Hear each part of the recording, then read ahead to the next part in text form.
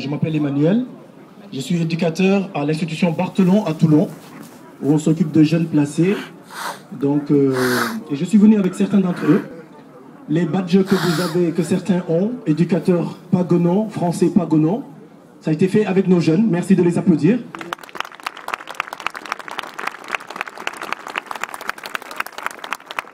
C'est des jeunes blessés par la vie, c'est des jeunes cabossés par la vie, c'est des jeunes qui n'ont pas eu beaucoup de chance, c'est vrai. Mais c'est des jeunes qui nous donnent beaucoup de leçons de vie au quotidien. Eux aussi, ils s'indignent et s'insurgent contre le racisme et le climat ambiant aujourd'hui. Et ils ont insisté pour que je lise ce texte que j'ai écrit par rapport au racisme. Donc je vais le faire à leur nom. Éducateurs de tout poil, insurgeons-nous contre le racisme. Le climat ambiant et quasi détestable qui accourt actuellement en France m'interroge et ne saurait laisser indifférent l'éducateur que je suis. Voilà pourquoi je prends ma plume pour dénoncer avec la dernière énergie le racisme qui a tendance à se banaliser dans notre cher pays. En effet, à la faveur de la crise économique, de la morosité sociale, de la désespérance, du chômage qui touche nombre de nos concitoyens et de la peur de lendemain incertain qui gangrène notre société, certains, pour se consoler, s'amusent à montrer du doigt ceux et celles qui n'auraient pas l'épiderme ou la couleur de peau idéale ou standard.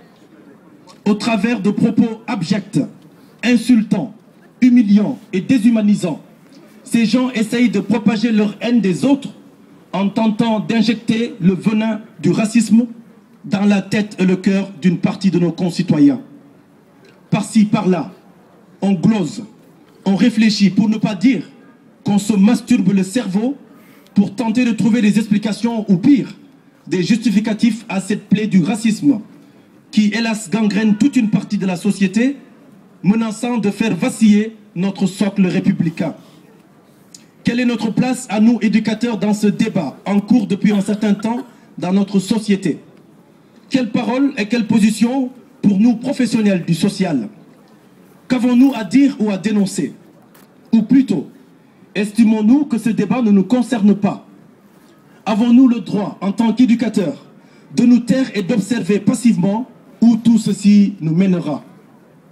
Il me semble que quand des débats aussi graves émergent au sein de notre société, nous, éducateurs, n'avons pas le droit de nous taire et de regarder lâchement ailleurs.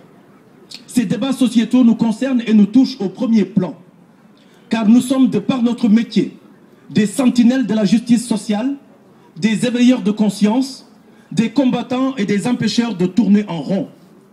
Nous n'avons pas le droit de nous taire, car les usagers dont nous nous occupons au quotidien attendent de nous, au-delà de l'accompagnement social et éducatif que nous leur apportons au quotidien, d'avoir un positionnement clair, tranché et courageux face à la bêtise humaine, c'est-à-dire tout ce qui participe à avilir la dignité humaine.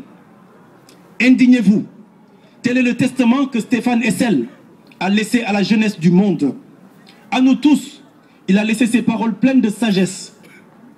Je vous souhaite à tous, à chacun d'entre vous, d'avoir votre motif d'indignation. C'est précieux. Quand quelque chose vous indigne, comme j'ai été indigné par le nazisme, alors on devient militant, fort et engagé. On rejoint ce courant de l'histoire, et le grand courant de l'histoire doit se poursuivre grâce à chacun. Et ce courant va vers plus de justice, plus de liberté. Fin de citation. À nous, éducateurs d'aujourd'hui et de demain, Stéphane Hessel dit « Indignez-vous ». Oui, indignons-nous de voir aujourd'hui en France des gens indexés, rejetés, insultés d'autres concitoyens au seul motif qu'ils sont noirs, maghrébins, métis ou blancs. Indignons-nous que de jeunes enfants français répètent comme des perroquets des propos abjects de haine entendus, hélas, à la table familiale. Indignons-nous que notre société se divise, se déchire et s'affronte sur des considérations aussi basses que le racisme.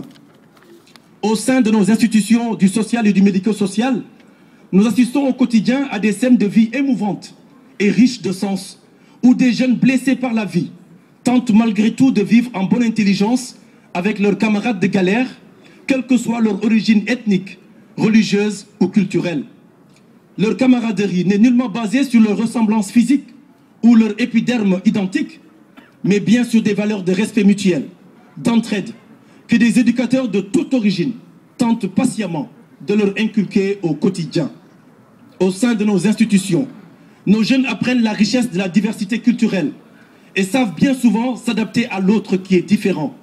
C'est en cela que nos institutions du social et du médico-social sont de véritables écoles du vivre ensemble, du respect des valeurs sur lesquelles repose notre commun vouloir de vie commune, se traduisant par les principes de liberté, égalité et fraternité. Ces jeunes, cabossés de la vie, ont bien souvent des choses à nous apprendre à nous adultes, sachant parfois nous mettre à leur école. Nous, adultes d'aujourd'hui et de demain, ne devons jamais perdre de vue que les enfants et les jeunes nous regardent et attendent de nous des comportements et des paroles dignes et respectueux de la dignité humaine, c'est-à-dire qui les tirent vers le haut. Le racisme est une honte, une infamie, une ignominie qu'il nous incombe de combattre et de dénoncer comme tel. Insurgeons-nous contre le racisme au quotidien, au travers d'actions fortes autour de nous. Se taire et ne rien dire participe, hélas, à sa banalisation.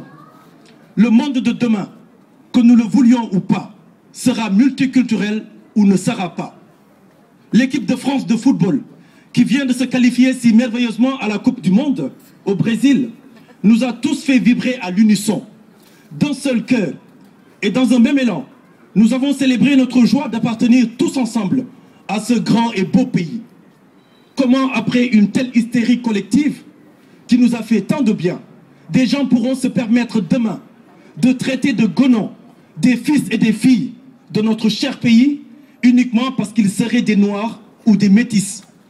Chers éducateurs, sachons ensemble nous insurger contre cette bêtise du racisme et cette haine de l'autre qui nous tire tous, hélas, vers le bas.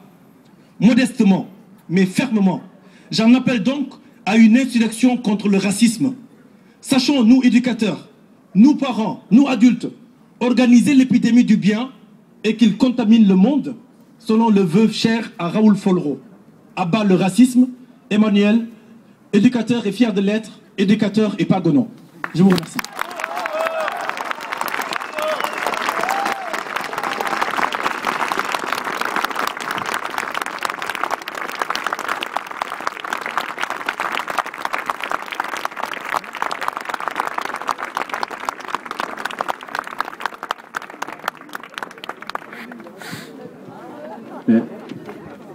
Merci à notre intervenant. Merci de